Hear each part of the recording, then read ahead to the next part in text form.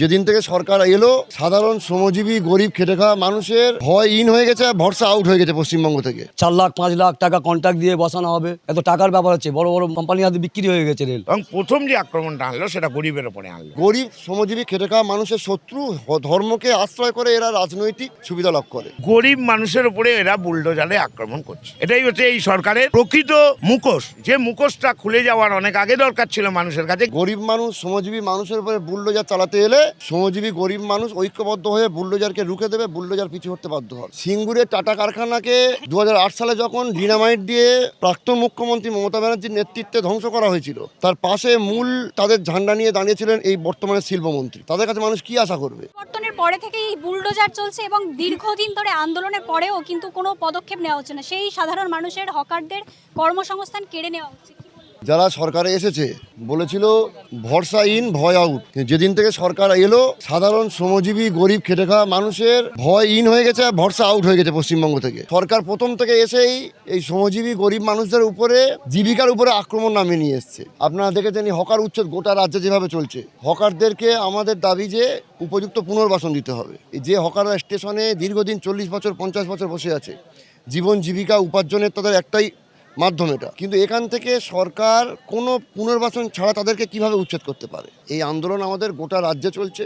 আজকে এখানে মল্লিকপুরে দেখতে পাচ্ছেন, এবং এই আন্দোলনের ফলেই কিন্তু কিছু কিছু স্টেশনে হাইকোর্ট থেকে স্টে অর্ডার দেওয়া হয়েছে। এবং এই আন্দোলনের ফলে মুখ্যমন্ত্রী গতকাল বলতে বাধ্য হয়েছে যে হকারদের জন্য আমরা পুনর্বাসনের কথা ভাবছি।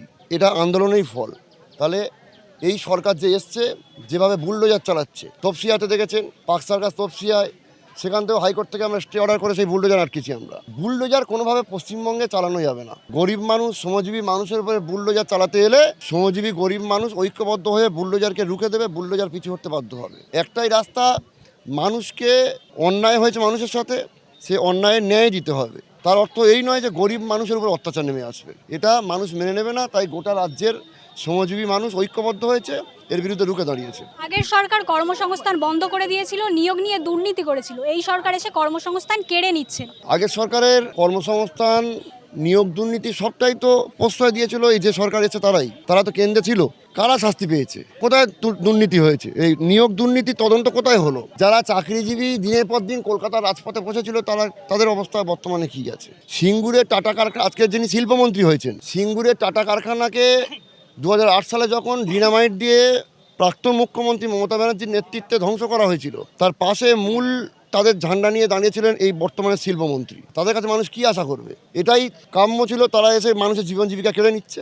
এইভাবে জীবন জীবিকা কেড়ে নিলে মানুষ ঐক্যবদ্ধ হয়ে এদেরকে উৎখাত করবে। হিন্দুত্ববাদী সরকার হিন্দুদের রক্ষা করবে প্রতিশ্রুতি দিয়ে এখন সাধারণ মানুষের উপর অত্যাচার।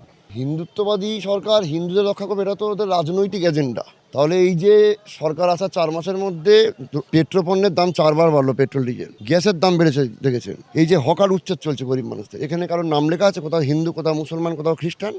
একটাই পরিচয়, সাধারণ মানুষ, গরিব মানুষ, খেটে খাওয়া মানুষ। এদের পেটে লাথি মারছে, এদের উপর অত্যাচার হচ্ছে। এই সমস্ত সরকার পুঁজিবাদীদের সরকার, আদানি আম্বানির সরকার। স্টেশনগুলোতে দেখছেন না, শিয়ালদাতে, অন্যান্য স্টেশনে এই আদানি আম্বানি জিওর কাছে বিক্রি করে দেওয়া হয়েছে, অথচ গরিব মানুষ থাকলে এদের সমস্যা। আসলে এরা কোনো ধর্মের নয়, গরিব শ্রমজীবী খেটে খাওয়া মানুষের শত্রু, ধর্মকে আশ্রয় করে এরা রাজনৈতিক সুবিধা লাভ করে। বিজেপি সরকার বিভিন্ন প্রতিশ্রুতি দিয়ে সাধারণ মানুষের দেখভাল করবে এমন প্রতিশ্রুতি দিয়ে ক্ষমতায় এলেন। তারপরের দিন থেকেই একেবারে হকার উচ্ছেদ শুরু হয়ে গেছে। সাধারণ নিম্নবিত্ত মানুষের যেইটুকু উপার্জনের ছোট্ট একটি দোকান কোথাও স্টেশনে বা স্টেশনের আশেপাশে, সেগুলো সব ভেঙে ফেলা হচ্ছে। গরিব মানুষের তো অসুবিধা করছে, আর এরকম প্রত্যেকটা স্টেশনে ভাঙচুর করছে রাত্রিরে করে, কোনো নিরাপত্তা নেই, কিছু নেই। ভাঙছে না, দিনের বেলা ভাঙছে না, রাত্রিবেলা ভাঙছে প্রত্যেক স্টেশনের ওপর। হ্যাঁ, বলছে তোমরা বলছো না যে দোকানটা ছোট করে বসো, বা তোমরা পেটের জ্বালায় কোথায় যাবে। কর্মস্থান ওদের এই লকডাউনের পর থেকে তো সব বেকার হয়ে গেছে মানুষ। আর এরা 4 দিনে সরকার এসে এইসব তোলপাড় করে ভাঙচুর করছে। গরিব মানুষরা কোথায় যাবে? আর বড় লোকদের বড় লোক করছে আরো বড় বড়, আর গরিব লোকেরা মাটির তলায় একদম মিশে যাচ্ছে। এই সরকারকে কি হবে? কৃষকরা তো বলছে হকাররা বড় লোক। না, হকাররা কোনোদিন বড় লোক নয়। হকাররা বড় লোক হলে, আর সবচেয়ে বড় কথা, প্রত্যেকদিন খাটে, প্রত্যেকদিন ইয়ে করে, তারপরে মানুষের প্রতি মানুষের পরিষেবাটা বা ভালো দেয়। হকাররা। একটা মানুষ পড়ে গেলে তার হচ্ছে ট্রিটমেন্ট করা থেকে হসপিটাল থেকে নিয়ে আনো সব কিছু করে। রেলের কোনো এখানে আধিকারিকরা এসে ছুটে আসে না, সব কিছু এরাই হকাররাই ট্রিটমেন্ট করে। রাত 12টা 1টার সময় বাড়ি যাবে, রাস্তা দেখাও, তাও পর্যন্ত বলে দেয় যে অমুক জায়গা বাড়ি, অমুক জায়গা থাকো। হকাররাই সব কিছু করে। তাদের উপরে এত অবিচার, এত অত্যাচার, এত জুলুমবাজি। স্টেশনে যে ছোট ছোট দোকান রয়েছে সেগুলো করে দিলে স্টেশন পরিষ্কার থাকবে, দেশ সুন্দর থাকবে। না, এর জন্য তো সব পয়সার অভাব হচ্ছে। সব বড় বড় পার্টিদের 4 লাখ 5 লাখ টাকা কন্ট্রাক্ট দিয়ে বসানো হবে। তা গরিব মানুষদের পয়সা 4 লাখ 5 লাখ সরকার তাহলে বলুক, যা প্রত্যেকের দোকান যাদের আছে তাদের বসাবো আগে, তারপরে হবে। এত টাকার ব্যাপার হচ্ছে। বড় বড় কোম্পানি হাতে বিক্রি হয়ে গেছে রেল, এইসব করে বেড়াচ্ছে এরা। আপনারা তাহলে এখন উপার্জনের আমরা আর কি করব? আমাদের হচ্ছে গিয়ে বাল বাচ্চা নিয়ে পথে মরতে হবে, আর কি করব? সরকার থেকে কোনো রকম আশ্বাস পাচ্ছেন? সরকার থেকে কোনো আশ্বাস নেই। যে হ্যাঁ বলতে পারতো যে ঠিক আছে তোমরা ছোট ছোট করে দোকান নিয়ে বসো, বড় না করে ছোট করে নিয়ে বসো, তাও আপনাদের যদি উচ্ছেদের জন্য 3 মাস 4 মাস সময় দেওয়া হতো তাহলে কি বেছে নিতে পারতেন? বেঁচে আর কি নেবো? আমাদের তো এই রুজি আর তো কোনো তো পরিস্থিতির জায়গা নেই। হ্যাঁ, যদি জানতো বাবা কল কারখানা প্রচুর অনেক আছে, মাইনে আছে, সিস্টেম আছে অনেক কিছু, তাহলে ব্যাপারটা আমরা যেতে পারি। আমাদের এখন 4টে 5টা ছেলে মেয়ে, পড়াশোনা, হ্যান ত্যান সব কিছু আছে, এর মধ্যে সব কিছু। আপনি বলছেন হকারদের উচ্ছেদ করে দিয়ে রাজ্যে যদি পর্যাপ্ত কলকারখানা থাকতো সেখানে কাজ করতে। হ্যাঁ, সেখানে কাজ করতে পারতাম। কোনো কারখানা নেই, কিছু নেই, তো আমরা কোথায় যাবো? এখন আমাদের বিভিন্ন তো অনেক দিন ধরে তো আছে এখানে। আর এই সরকার এসেই মাত্র বলতে পারতো যে ছোট করে করো, ওরা বড় করে তুলেই দিচ্ছে। নতুন সরকার রাম রাজ্য করবে এমন প্রতিশ্রুতি দিয়ে, হিন্দুদের রক্ষা করবে এমন প্রতিশ্রুতি দিয়ে ক্ষমতা এলেন। তারপর থেকে হিন্দু মুসলিম সংখ্যালঘু সংখ্যাগুরু নির্বিশেষে বুলডোজার চলছে। অ্যাকচুয়ালি যদি বলতে হয় তাহলে এটাই বলার কথা, সরকার তার ভোট পাওয়ার জন্য যে কথাগুলো বলেছিল সেগুলো হচ্ছে একটা ধর্ম থেকে আরেকটা ধর্মকে আলাদা করে দেখিয়ে দিয়েছিল। ধর্মের যারা মনে করেছিল যে আমি হিন্দু ধর্মের মানুষ, তাহলে এই হিন্দুর যদি সরকার হয় মনে হয় আমার উপকার হবে, কিন্তু এই মুহূর্তে দাঁড়িয়ে তারা চরম ভুলটা বুঝতে পারছে। কেন বুঝতে পারছে? যখন কোনো সংঘাত হয়, যখন কোনো আক্রমণ হয়, তখন কিন্তু হিন্দু মুসলমান বলে হয় না, সর্বস্তরে মানুষের উপরে হয়। সে খ্রিস্টান হতে পারে, বুদ্ধিস্ট হতে পারে। এখানে সব ধরনের মানুষ, গরিব মানুষের কোনো তো জাত হয় না। আপনারা মনে রাখবেন, গরিব মানুষ কোনো ধর্ম না, গরিব মানুষ তার ভাতের জন্য লড়াইটা করে। সেই জন্য এরা যে স্ট্যান্ডবাজি, এই রাজনীতিটা রাজনৈতিক মতবাদ তাদের, এবং এটাকে প্রতিষ্ঠা করবে বলে তারা করে নির্বিচারে গরিব মানুষের উপরে এরা বুলডোজারে আক্রমণ করছে। এটাই হচ্ছে এই সরকারের প্রকৃত মুখোশ, যে মুখোশটা খুলে যাওয়ার অনেক আগে দরকার ছিল মানুষের কাছে, কিন্তু মানুষ সেটা সেই মুহূর্তে বুঝতে পারেনি। আবেগের হোক বা কোনো রকম আগের যে গত সরকার ছিল তাদের যন্ত্রণার কারণে হোক। আগের যে সরকার প্রায় 15 বছর রাজ্য চালিয়েছে, তারা কি এই যে হকার উচ্ছেদ তা নিয়ে কোনো না, তাদের তো কোনো সংগঠনই নেই। প্রথম কথা, তাদের সংগঠন নেই, কোনো ট্রেড ইউনিয়নের সংগঠন নেই। একমাত্র লড়াইটা যদি করতেই হয় সেটা কিন্তু করছে সিআইটিউ, এবং সিআইটিউ শুধু শ্রমিক সংগঠন নয়, সমস্ত কৃষক, ছাত্র, যুব একত্রিত হয়ে লড়াইয়ে অংশগ্রহণ করছে। মা বোনেরাও আছেন, বিভিন্ন জায়গার পরিবার ভিত্তিক আছে। আমরা যে লড়াইটা দীর্ঘমেয়াদী লড়াই হচ্ছে, এটা একদিনের লড়াই না। আজকে 1.5 মাস হয়ে গেল আমরা টানা রেল প্রশাসনের বিরুদ্ধে লড়াই সংগ্রামটা করে যাচ্ছি। সরকার প্রতিশ্রুতি দিয়েছিল ভয় আউট ভরসা ইন, ভরসা করতে পারছে না। ভরসা কি করে করি আমরা? ভয় আউট ভরসাহীন একথা আমাদের মুখ দিয়ে বেরোয়নি। তবে আমরা ভেবেছিলাম হয়তো এই দুর্নীতিগ্রস্ত যে সরকারটা 15 বছর ধরে মানুষের উপরে যে অন্যায় করেছে, অবিচার করেছে, সেইটাকে হয়তো পরিবর্তন হবে। তাই কেউ কেউ ভেবেছিলেন যে একে পরিবর্তন করা দরকার, কিন্তু পরিবর্তনের পর অদ্ভুত একটা ফলাফল। 4 তারিখে রেজাল্ট বেরোলো, আপনারা জানেন ভালো করে।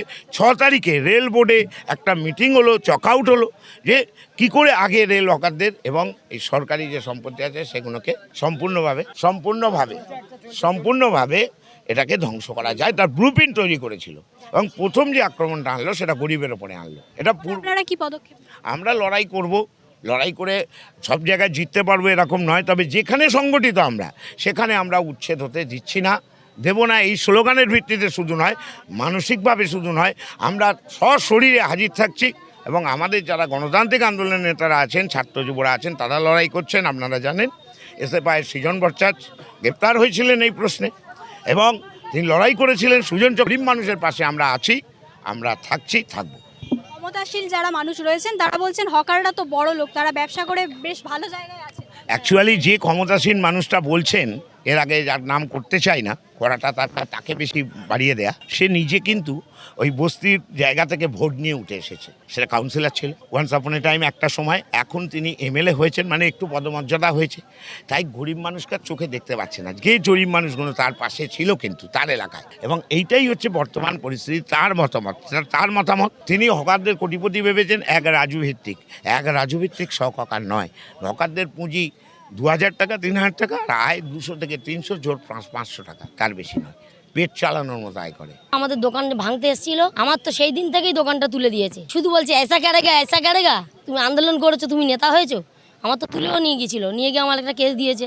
তারপর আমাদের লাগদে সব ছিল, আমার গিয়ে ছাড়িয়ে নিয়ে এসছে। আমার তো দোকান দিতেই দেয় না। আমি বিনা টিকিটে স্টেশনে উঠতে পারি না। আমার টিকিট ছাড়া আমি স্টেশনে গেলেই আমার অ্যারেস্ট করবে ওরা। ফাইন আপনার যে কর্মসংস্থান উপার্জনের জায়গা সেটা কেড়ে নেওয়া হয়েছে, উল্টে আপনার কেসও দেওয়া হয়েছে। হ্যাঁ, আমার নিয়ে গিয়েছিল তুলে, ওরা গিয়ে আমার ছাড়িয়ে নিয়ে এসছে। আমার ওই লাগদা গিয়েছিল, ফিরোজদা গিয়েছিল, আমাদের হকারে যারা আছে আমাদের মাথার উপর তারা গিয়েছিল। এখনো কি আপনার উপর চাপ আসছে? এখনো আমার উপর চাপ আছে। স্টেশনে দেখলেই আমার উপর ওরা যেন এমনভাবে দেখায়, দেখলেই আমার টিকিট চাইবে। আরপিএফ আছে, আবার কি আরপিএফ আছে। ওরাই তো আমাদের করেছে, ওরাই তো আমাদের দোকানটা তুলেছে। আমাদের একটা দোকান না, আমার ওই দোকান থেকে ওখানে 17টা 18টা দোকান তুলেছে। সব দোকান তুলে দেওয়া হয়েছে, শুধু আমাদের 1 নম্বরে ওই কটাই দোকান তুলেছে। কেন আমরা ওই ইয়েতে গিয়েছিলাম, ওই জন্য দোকান ভাঙতে পারিনি, এইটাই আমাদের রাগ। তা আমাদের পেটের জন্য আমরা গিয়েছি, আমরা কি করে খাবো? আমাদের এত বয়স হয়েছে, আমাদের কে কাজ কাম দেবে? আমরা এই কর্ম করে তো খাই। এত বয়স হয়েছে, আমরা কিছু কাজ কাম আর করতে পারবো? আমরা ব্যবসা করেই খাবো। সরকার আমাদের দায়িত্ব নিক, আমাদের দায়িত্ব নিয়ে আমাদের তারপরে দোকানগুলো তুলুক। আমাদের আপনারা আশা করেছিলেন এরকম পরিবর্তন? না, আমরা আশা করিনি। ওইটা আমাদের জীবিকার উপর আমাদের নির্ভর। আমরা গরিব মানুষ, খেটে খাওয়া মানুষ, আমরা কি করে খাবো? আমরা নিজেরা ব্যবসা করে খাই, এবং আমার স্বামীও দেখতে পায় না, চোখে অন্ধ। আমি এই কর্ম করে খাই।